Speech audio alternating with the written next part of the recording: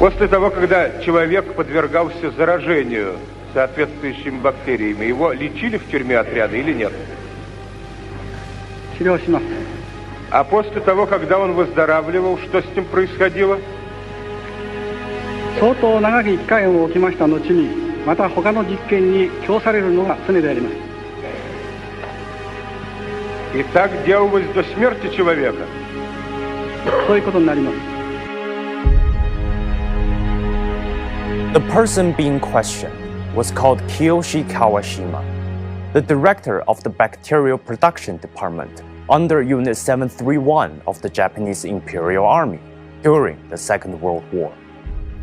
The subjects referred to were human beings: men, women, elders, children, civilian, military.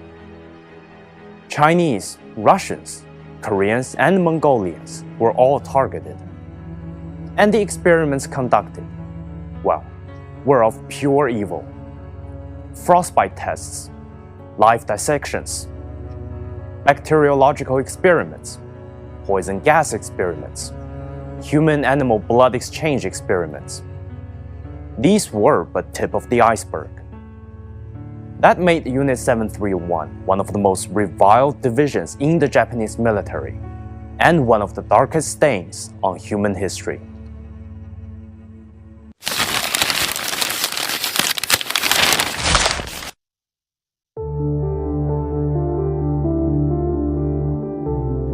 Harbin was an important stronghold of the Japanese during the Second World War. Here, Japan established one of the most anti-human war machines. In August 1932, 11 months after Japan started its invasion of China, an officer of the Japanese Imperial Army arrived in the war-torn Northeast China.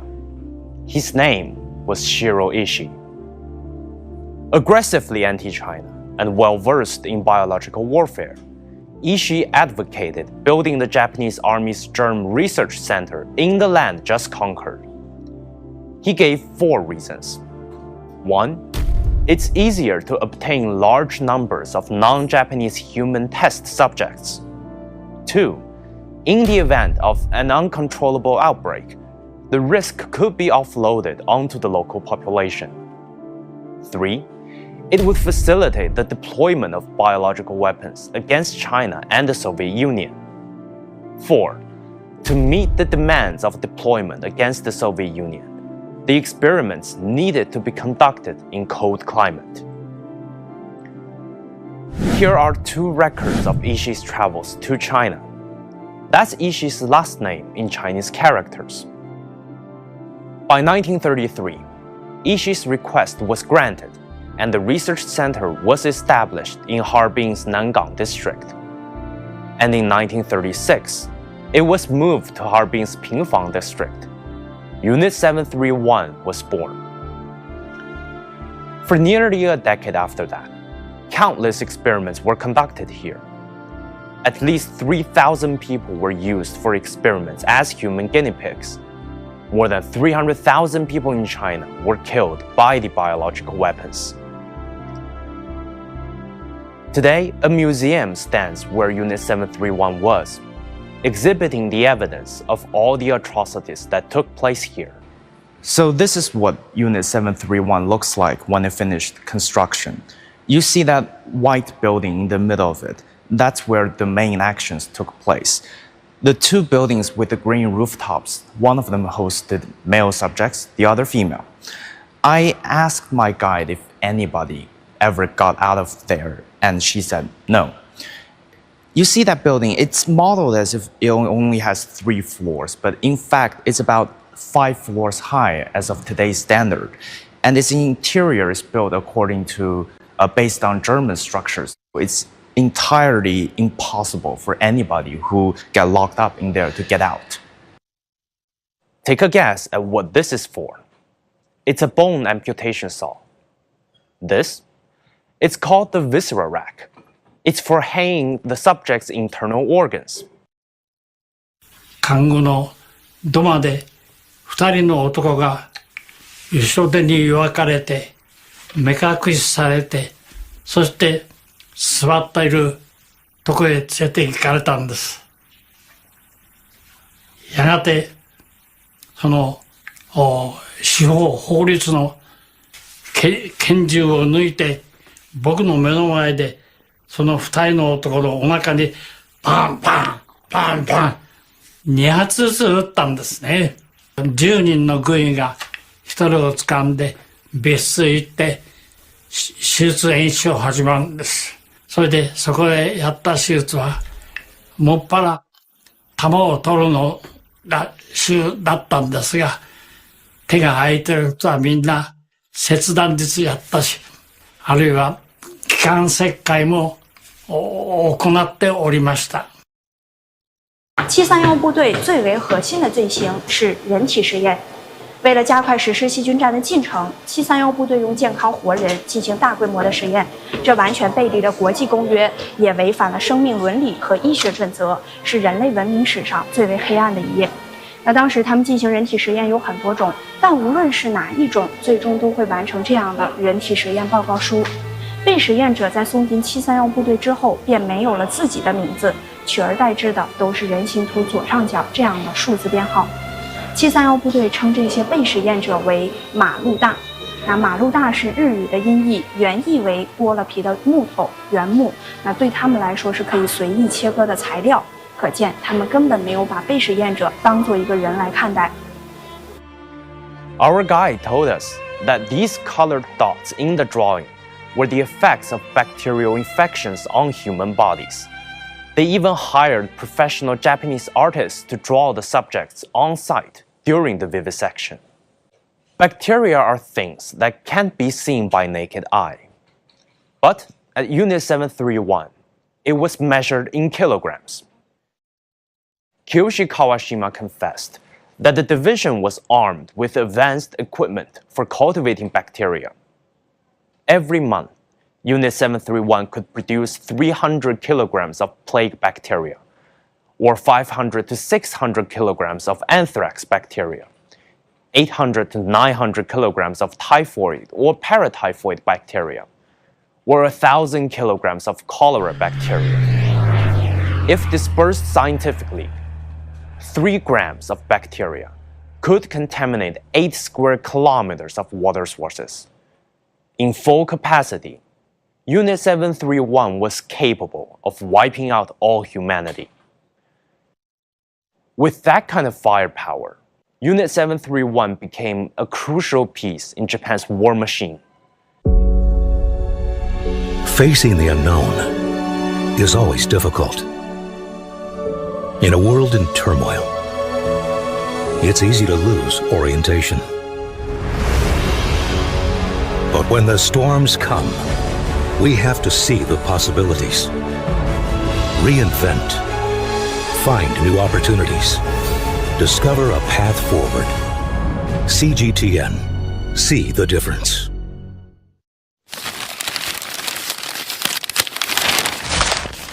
Shiro Ishii had a very specific rationale for building Unit 731.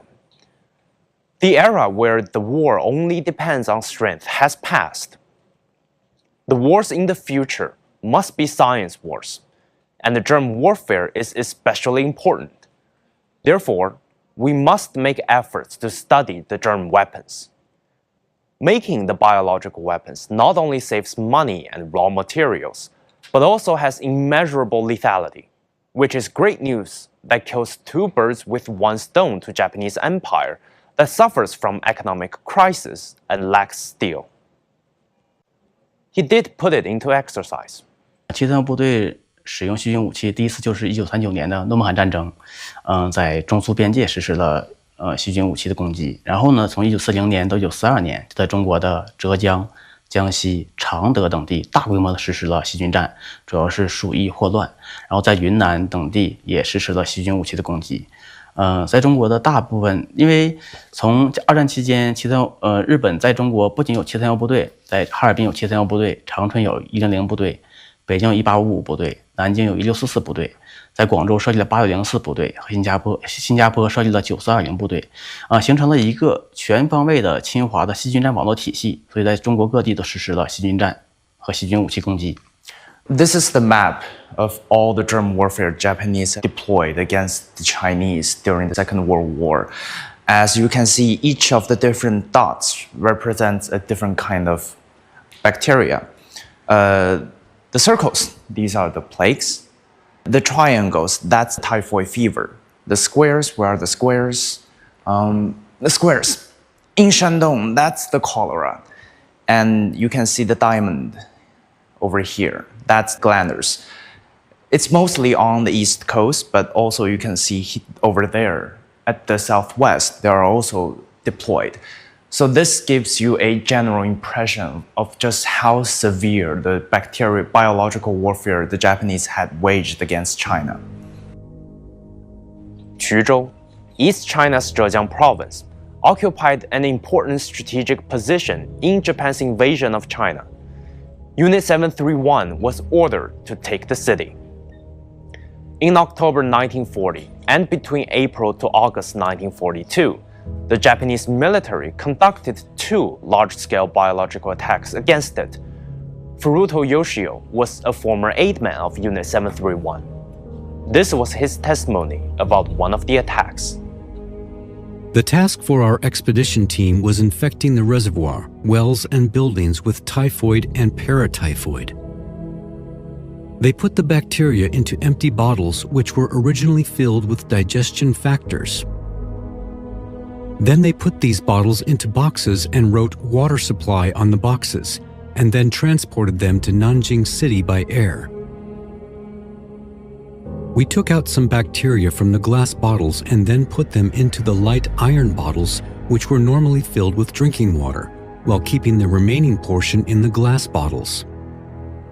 Then we packed these light iron bottles and glass bottles together into the boxes and transported the boxes to the place we planned to attack. We would throw the light iron bottles and glass bottles into wells, marshes, and villages. The empty glass bottles, which were originally filled with protein digestion factors, were prepared for manufacturing special liquid for bacteria reproduction. Nearly 9,300 people died during these attacks in Quzhou. Similar things happened at Changde in central China. At 5:30 on November 4th, 1941, the head of the aviation squad of Unit 731, Masuda Yoshiyasu, took off in a light aircraft from Nanchang Airport. When he flew over the Changde area at 6:50, he airdropped 1.6 kilograms of plague-infected fleas and other bacteria-contaminated items such as cloth, silk, paper, beans, and wheat.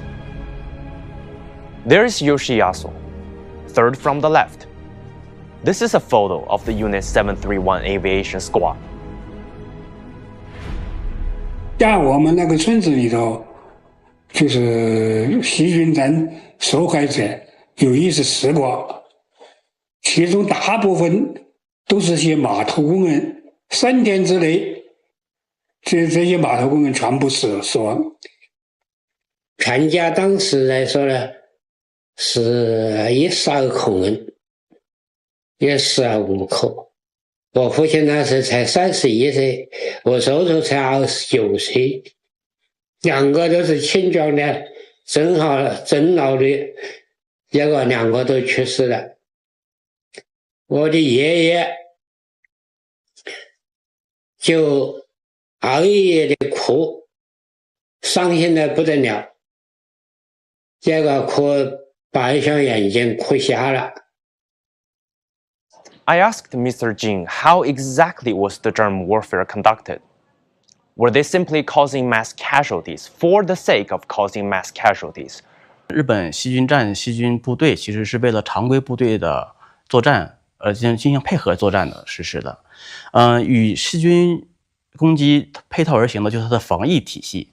所以731部队也叫防疫给水部嘛，它进行细菌攻击之后呢，它马上就会派组建防疫部队进行防疫，就进行杀菌灭菌，然后把感染鼠疫的人进行实验解剖。所以1940年的那个新京农安鼠疫，新京就是今天的长春，就是当时731部队在当地进行了鼠疫攻击之后呢，然后当地爆发了鼠疫，爆发鼠疫之后呢，他们又以防疫的名义到当地进行扑灭这些鼠疫，然后对人员进行解剖，后来形成了人体实验的报告书。他们这样一个行为其实是日本细菌战的细菌武器攻击与防疫是形成一种互补的这样一个模式。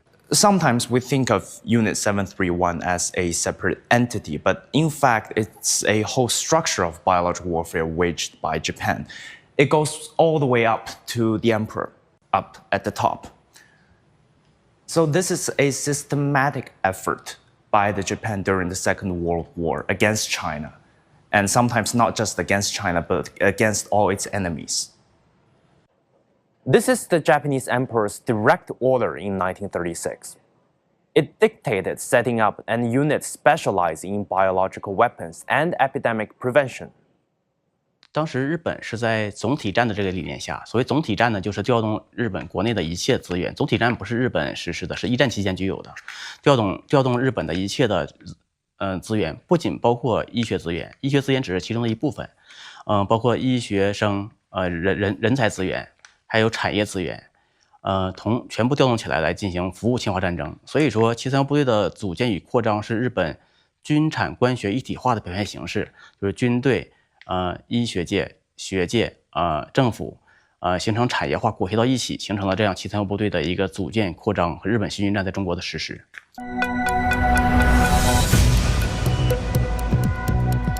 Each day, there are millions of stories. Each one can open new perspectives, new possibilities. Wherever you look, we are there to see, discover, explore. We put the pieces together to find what really matters to you, all around the world, all around the clock. Our reporters are at home across the globe. From our headquarters in Beijing and production centers in Washington, Nairobi, and London. Stories from across the globe, reaching people across the globe. CGTN. See the difference.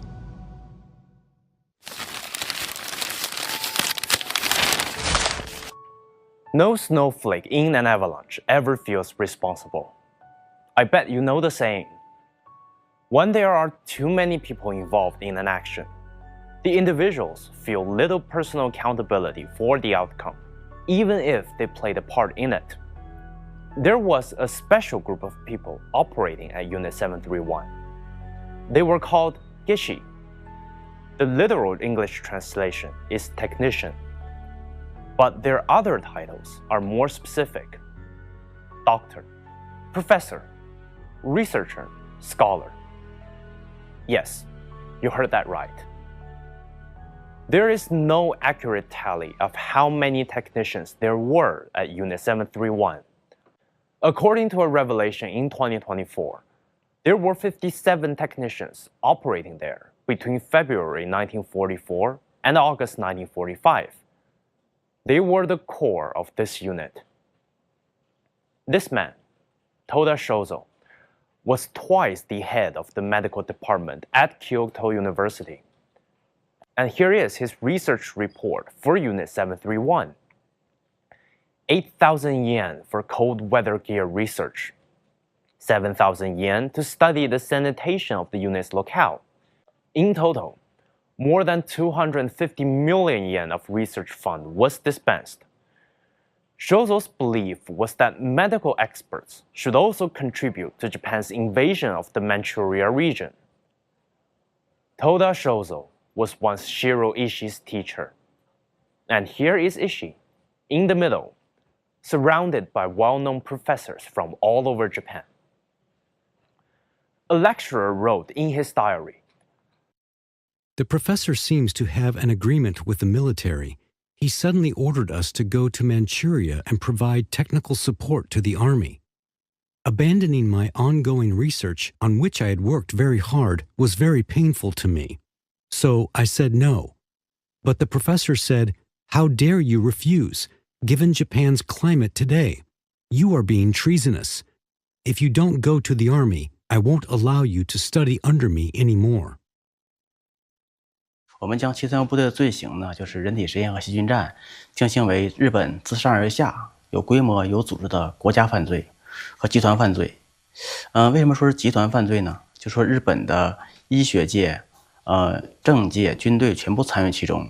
比方说，从行业上来说，日本医学界的包括京都大学、京都医科大学、东京医科大学都参与其中。为什么他们医学界的人会参与进来？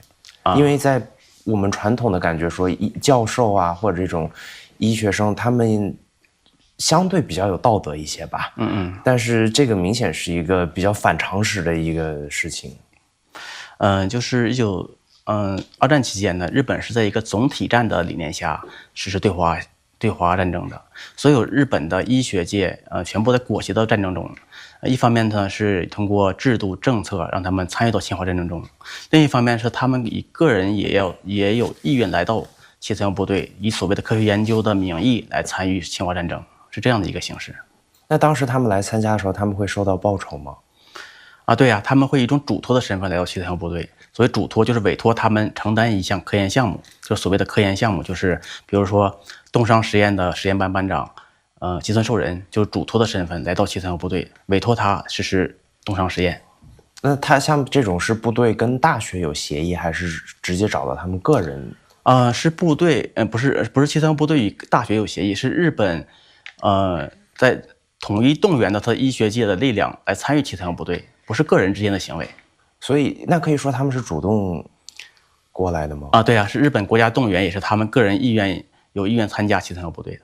那当时是一种，就大家是一种什么心态呢？是被鼓吹的这种集体反华、集体来做，还是他们就是我抱着医学的态度来，但是就是用医学作为一个掩盖的借口吧，来掩饰自己其实在犯罪的这种心态？人体实验就是如果是正常的人体实验是需要有知情权的，是符合医学伦理，但731部队的人体实验是没有知情权，全部都是强迫的实施的，从人体实验的设计到实验到细菌武器的制造，一系列全是他们系统规划好的，是一种反人类的暴行。所以当时呢，他们这些人呢，一方面是受着日本军国主义思潮的这种裹挟，另一方面呢是自己认为我来做这个实验，我就是为国家为侵华战争服务的，他们心中有这个为国家服务的这个意念，所以他们也来到了731部队。所以这些人呢，我们还是这些人，就是虽然他们被了国家的政策所裹挟，但是他们他们自己的内心也是有这种犯罪行为的。1925年签署的日内瓦议定书里面就明确规定了，禁止任何国家从事这种细菌研究工作。其实你自己国家研究这个细菌是正常的，但是呢，日本它是用我们国家的人然后做实验，所以说这个是违反国际公法的。如果他要是合规合法的话，他没必要去炸毁，在临走的时候又杀，又烧又炸。把这个整个的细菌实验和这个人体实验的核心都炸没了。8月15日他们宣布投降，8月9日凌晨他们得到了撤退的命令。因为731部队太重要了，提前接到撤退命令以后，他们炸毁了整个这个建筑，然后烧毁了研究资料，然后这个杀死被实验者。但是其中就是把这个最重要的人体实验报告书留下了。然后开着飞机，石井四郎他的女婿，然后开着飞机将石井四郎这些高官和这些重要的资料，然后呢逃回了日本。然后其他的队员都是通过火车逃回去的。所以说逃回去之后，进行了日美交易。731部队在回国以后，然后美国得到消息之后，迅速就和日本高官还有731部队的队长，像这个石井四郎还有北野正次进行沟通，就说要对他们进行审判，进行这个东京审判嘛，但是石井四郎就把这个最重要的这部分资料交给了美国，然后美国就以此来庇护了他们战争的这个责任，所以说在东京审判上，731部队没有一个人受审。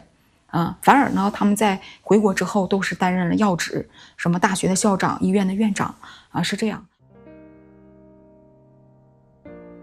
Here is a list of the post-war service condition of the known former Unit 731 members. After the war, they went on to become professors, director of hospitals, lecturers at medical colleges, health officials in government. I was told that none were punished, and no one admitted to what they did.